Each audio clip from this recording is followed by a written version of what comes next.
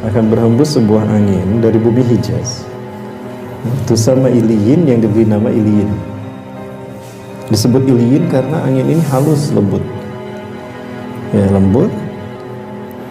Dan dia berhembus dari bumi Hijaz. Hijaz itu antara Mekah dan Madinah. La tamur ala ahadin, tidaklah melewati seorang pun di antara manusia kana fi qalbihi misqalatin min iman, yang punya iman walau sebesar biji sawi, illa qabadatsu, melainkan angin ini akan mencabut nyawanya. Fayabqa syururun nas, maka yang tersisa di muka bumi adalah seburuk-buruk manusia. Ilaihim tub'asu sa'ah, kepada mereka lah kiamat diutus. Nah, apa yang dimaksud dengan parameter seperti apa yang imannya hanya sebesar biji zarah? Ya, mereka iman yang sebesar biji zarah ini adalah iman yang tidak tercampuri oleh syirik. Walaupun imannya banyak, tapi tercampuri dengan syirik, itu lebih bernilai satu biji zarah ketimbang imannya banyak. Ya. Yang mana yang imannya sebiji zarah? Yang apapun hanya untuk Allah. Hanya untuk Allah Subhanahu wa taala imannya, tidak untuk yang lain. Walaupun cuma sedikit, tapi hanya untuk Allah. Itu yang selamat. Yang dengan satu biji zarah itu dia bisa mengucapkan la ilaha illallah. Tidak ada artinya kalau banyak imannya, tapi ilahnya bukan Allah, tapi ilahnya jabatan, ilahnya pangkat, ilahnya 2 miliar. Jangan salah, itu kiai yang tergelincir seperti itu kan. Nah, yang kayak gitu itu tidak disebut imannya sebiji zarah, tidak. Nah, jadi ukurannya adalah tauhid, Mas.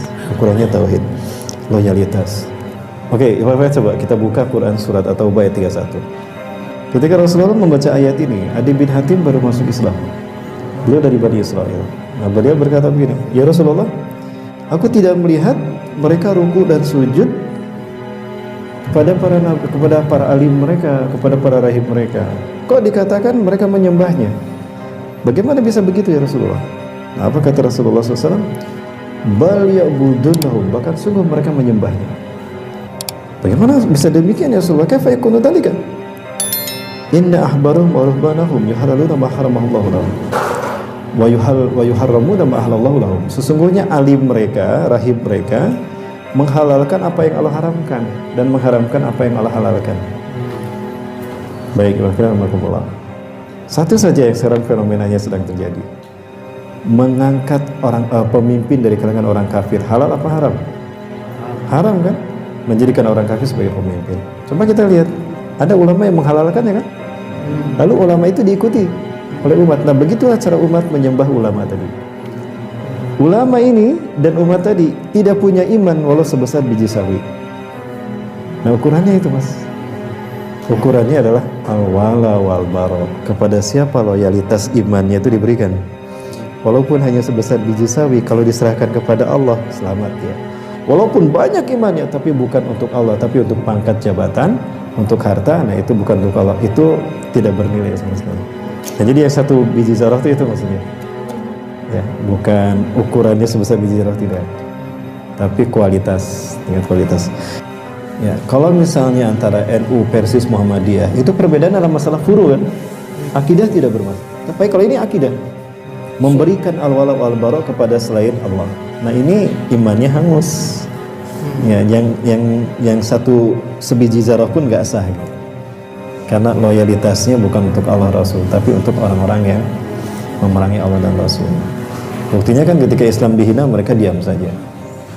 Ya, Imam Abu Ali Ad-Doqaqah mengatakan, "Man sakata anil haqqi fahuwa syaitonul ahras." Siapa yang diam saja ketika kebenaran dinistakan, agamanya dihina, Qur'annya dinistakan, dia diam saja, itu setan bisu namanya. Sadidu wa badiru wa qaribu. Sadidu, tingkatkan kualitas amalmu. Wa badiru wa qaribu, dekatkanlah selalu dirimu kepada Allah. Wa badiru, dan segeralah penuhi panggilan Allah.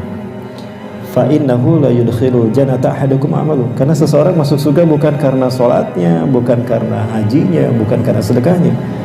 Ya, para sahabat kaget, Rasulullah bersabda demikian.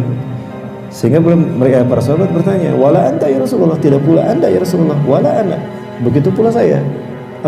Saya masuk surga bukan karena amal ibadah saya, kata Rasulullah. Bayangkan sekelas Rasulullah aja amal ibadahnya yang luar biasa, yang kakinya sampai bengkak-bengkak, nggak menjamin masuk surga, apalagi kita yang belepotan. Luar biasa ya. yang hisabnya ambura, masya Allah ya saya maksudnya. Tapi pengennya sih masuk surga tanpa hisab ya subhanallah. Nah, wala anta ya Rasulullah, wala ana. Begitu pula saya, bukan masuk surga karena amal ibadah. Lakin Allah yataghammadani bi rahmati. Tapi Allah menjamin saya dengan rahmatnya. Nah, apa yang maksud dengan rahmat Allah? Pertama, rahmat Allah ini adalah karunia yang lebih besar dari nilai surga. Ya. Rahmat lebih besar dari nilai surga. Itu rahmat Allah Subhanahu wa taala. Nah, kemudian dalam satu hadis Rasulullah SAW mengatakan bahwa man arada buhatal jannah falyalzamil jamaah. Barang siapa yang ingin mendapatkan tempat di surga maka hendaklah berjamaah. Nah, dalam hadis yang lain, al jama'atu rahmah wal furqatu azab. Berjamaahnya kaum muslimin dalam beribadah kepada Allah itu adalah dalam mengabdi kepada Allah itu adalah rahmat. Dan berpecah belahnya kaum muslimin adalah neraka. Oh, berarti wujud rahmat di dunia itu berjamaah. Dan Rasul mengatakan siapa yang berjamaah maka dia akan bertempat tinggal di surga. Nah, rahmat Allah itu tadi berjamaah. Karena rahmat Allah. Nah, bagaimana seseorang akan mendapatkan rahmat? Dilihat amal ibadahnya, dilihat rapotnya. Jadi amal ibadah kita itu hanya sebagai referensi. Layak nggak dapat rahmat Allah? Menjemput rahmat. Nah, menjemput rahmat dengan ibadah. Itu barangkali Mas. Jadi amal ibadah ini akan menjadi referensi layak tidak seseorang mendapatkan rahmat Allah.